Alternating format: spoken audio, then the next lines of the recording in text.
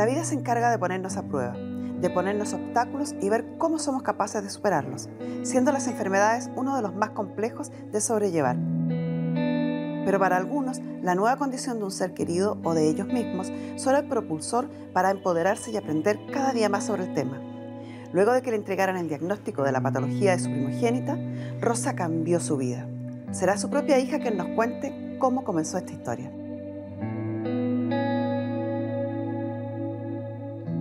Cuéntame, ¿cómo parte esta historia?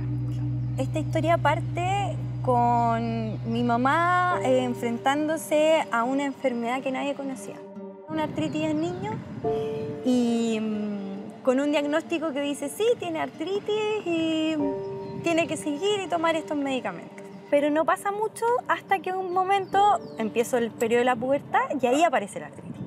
Y ahí aparece con todo.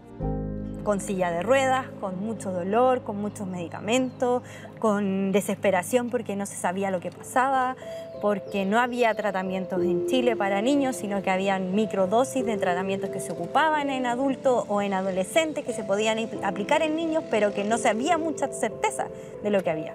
Tampoco habían especialistas, o sea, habían, con suerte, ¿Qué edad tenías 7, tú? 9 años. 9 años. O sea, todo dependía de lo que hacía o no hacía tu mamá. Exacto. ¿Y ella te empieza a explicar qué es lo que tienes? O sea, mi mamá trataba de ir mostrándome qué era, de tratar de entender conmigo lo que estaba pasando, porque no era algo que te dijera, mira, la artritis va a pasar esto, porque es una enfermedad impredecible. Te metes a Google, es artritis, y ves estas manos chuecas, típicas de los abuelitos, Sí. donde a los 9 años ves esa imagen y el impacto es súper fuerte. Y la de tus papás es un impacto tan grande porque ¿cuál es el futuro que se espera para tu hijo?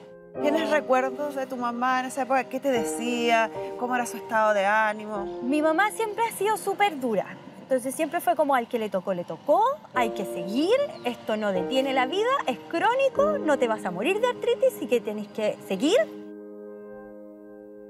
En el camino vi muchos niños también con artritis que no tuvieron esa dureza frente al tratamiento de que esto es constante, es una condición de vida que no para, que tú vas a pasar por periodos de crisis donde no te vas a poder mover, donde vas a tener que depender de una silla de ruedas o de otra persona para cosas tan sencillas como lavarte los dientes. La artritis había tomado todo el cuerpo de Paloma, dejándola inmóvil en innumerables ocasiones. Tenía la más aguda, pero ante la poca información sobre la enfermedad, la hija de Rosa tuvo que probar un sinfín de tratamientos y medicamentos. Llegó a tomar más de 15 dosis diarias, motivo por el que terminó internada en la UCI. Ambas tocaron fondo. Rosa se derrumbó. Pensaban que yo tenía un diagnóstico, que el diagnóstico es muerte al final porque los músculos dejan de funcionar. Y a mí me sacan a mi mamá y yo la veo llorar. Fue la única vez que yo la vi llorar. La única vez que yo la vi permitirse ser ella. Yo me enfermé y mi mamá pasó a ser la mamá de la Paloma. Nunca más fue Rosa Montero. ¿Cómo lo hacían? Porque además, cuando a uno le diagnostican una enfermedad, esa enfermedad, los tratamientos, los medicamentos, todo es carísimo. Es súper caro. En esa época no había medicamentos y más encima lo que había era muy, muy caro y no había cobertura. Esta es una enfermedad... O sea, tu mamá tenía que solventar, tu familia tenía que solventar el 100% del costo del medicamento. Y no solo los medicamentos, la alimentación que tenía que ser específica, el gasto en gas y agua era súper alto porque es lo único que te permite moverte. Estar en agua caliente. En agua caliente. La calefacción. ¿Cómo se las arreglaba tu mamá para esas cosas? Préstamos. Préstamo y más préstamo y conseguirse plata y tratar de conseguir más plata de lo que mi papá ganaba, porque ganaba poco. ¿De dónde obtenían información de la enfermedad? Había poca, lo poco que podían informar los médicos, la Teletón también ayudaba harto. De esta forma llegaron a la Corporación de Ayuda al Niño con Artritis Idiopática Juvenil, o más conocida como ANACROJ. Rosa quería saber todo sobre la enfermedad y así cuidar a su hija. Le contaron que durante mucho tiempo hacían charlas informativas, por lo que año a año empezaron a ir rigurosamente, sin falta, hasta que se dieron cuenta que era siempre lo mismo y no estaban recibiendo datos nuevos. el año 2007. Se sabe de que empieza este programa Auge y nos dice una doctora, se para al frente de todos los papás que habían en esa época y les dice: los niños con artritis no van a entrar al programa Auge con los costos que habían en tratamiento porque los papás no hicieron nada. Y yo me acuerdo que mi mamá levanta la mano y dice: ya, yo ayudo. Y fueron 5 papás los que toman la decisión de hacer algo, descontar esto, porque al ministerio no le había llegado la información de esta enfermedad. No se sabía que estos papás estaban reunidos, no sabía que los niños existían. Esta es una enfermedad considerada de las enfermedades raras. Pero ¿cómo era el ambiente ahí de los otros niños? ¿Cómo eran las historias? Habían distintas historias. Habían historias que chicos más grandes que yo, que se veía que tenían una artritis y que se les notaba. Porque años atrás, si yo no tenía tratamiento, los que estaban antes que yo era peor. O sea, ahí sí que era muy incierto qué darles para parar esta enfermedad. Entonces ellos sí tenían secuelas, deformaciones en las manos, ya operaciones de cadera, a corta edad, algunos perdían la posibilidad de caminar. Sin embargo, al llegar a la fundación se convirtió para tu mamá en un antes y un después. Sí. Ella había hecho un recorrido súper arduo buscando información para ti y ayuda para ti, tratamiento para ti, para una persona.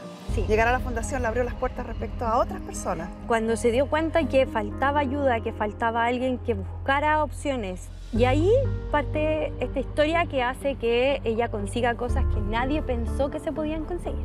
La lucha de Rosa ya no era solo para Paloma, sino que para los miles de niños con esta patología. Rápidamente se transformó en la presidenta de la corporación y empezó a buscar oportunidades para mejorar la calidad de vida de quienes la integraban, siendo la meta entrar al AUGE. Lo que empezó como una enfermedad para Paloma se transformó en su motor de vida. ¿Qué te mueve a hacer eso? No tenía idea de lo que iba. Y empecé a... Porque te ofreciste voluntariamente, nos contó ella en una reunión. Sí. ¿Cómo que me impuse? Y empezamos a investigar y se hizo una reunión nueva, se eligió la directiva y salí presidenta, eternamente. Y de ahí empezó la lucha. Los médicos hicieron su parte. Qué medicamentos se necesitaban, por qué se necesitaban. Y yo mostraba la parte humana, qué pasaba con los papás cuando no tenían plata. Cuánta plata necesitaban, qué costo era para la familia. ¿Y te abrían las puertas inmediatamente porque estabas haciéndolo por primera vez, no sabías? No, y yo, de hecho, me convertí en la pulga en la oreja del ministerio. Porque siempre me decía, ya lo vamos a ver, yo andaba en el centro. Ah, pero me sobra tiempo, voy a ir al ministerio. No, es que usted no tiene cita. No, no importa si yo espero. Ya fue tanto mi insistencia que decía, ya viene de nuevo, hagámosla pasar.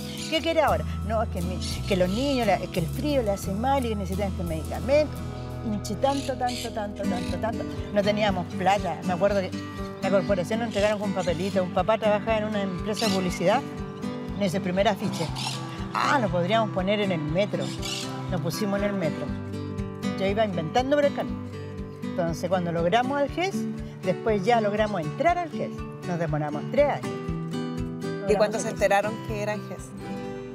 Felices, pero ni siquiera nos llamaron. ¿Y cómo se enteraron? Porque salimos en el diario que éramos GES, ni siquiera así como, oye, ustedes son GES, no. ¿Y qué hicieron cuando se enteraron? Bueno, los papás felices, porque ya había medicamentos que costaban mucha plata. O sea, eran medicamentos que costaban 60, 70, para la época era mucha plata. Entonces, de repente el municipio te da un mes y ellos necesitaban todos los meses. ¿Fue así como conociste Desafío? Sí, yo tenía cuarto medio, ¿no? Y empecé a conocer distintas fundaciones y en Desafío yo llegué preguntando porque quería un computador. No llegó el computador porque no donaron el computador. Entonces ahí después se nos ocurrió celebrar el 12 de octubre, el Día de la Artritis. ¿Qué hacemos este año? Tirar globos al cielo. Ah, pero ¿cómo tiramos los globos al cielo? Con helio. ¿De dónde sacamos el helio? Desafío nos consiguió el helio. Y la primera colecta necesitábamos, ya tenemos la bolsa. Uy, a los voluntarios que darle colación no tenemos. Desafío nos dio los contactos para conseguir las donaciones para los voluntarios. A través de las campañas de A mí sí me importa. ¿Sí? De la compañía, sí. Ya estábamos en el GES, pero no teníamos todo. Seguíamos necesitando medicamentos. De ahí conocí a un señor que tenía una hija con artritis, de mucho dinero, que él me contrató. Me dijo, ¿cuánto ganáis? Yo le dije, sueldo mínimo. Ya, yo te pago el sueldo mínimo para que te dediques a esto. Para que te dediques solo y exclusivamente Solo a la a corporación. trabajar a la corporación. Y podrías estar incluso hoy tranquila porque ya Paloma está en una situación en que ella misma aprendió a manejar su enfermedad y a hacer sus controles. ¿Por qué seguiste en esto? ¿Por qué te mueve hoy Porque día? cada vez hay niños más chicos. Y cuando yo los veo como más pollitos, digo, oh, si este niñito no está bien guiado, va a quedar mal.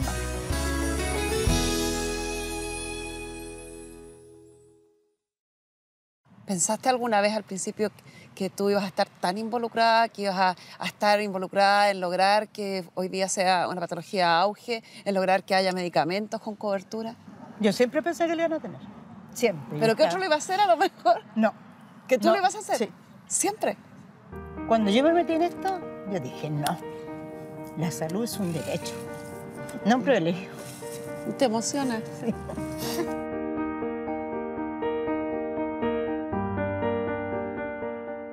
¿Cuál es tu próxima meta, tu próximo objetivo?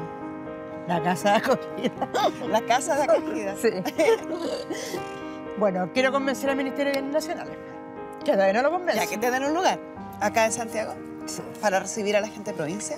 Los niños del norte, que vienen y se tienen que ir, no tienen dónde quedarse. Eso me da pena. Pero lo voy a lograr. Sí. Voy a convencer. ¿Te has parado en algún segundo a sentirte orgullosa de lo que has hecho? Sí. Cuando yo veo a los niños corriendo, hay una chiquitita de Coquimbo, que se llama Laurita, yo la vi arrastrándose. Yo la veo hoy en día y corre, y salta, y es desordenada. Eso no lo sé.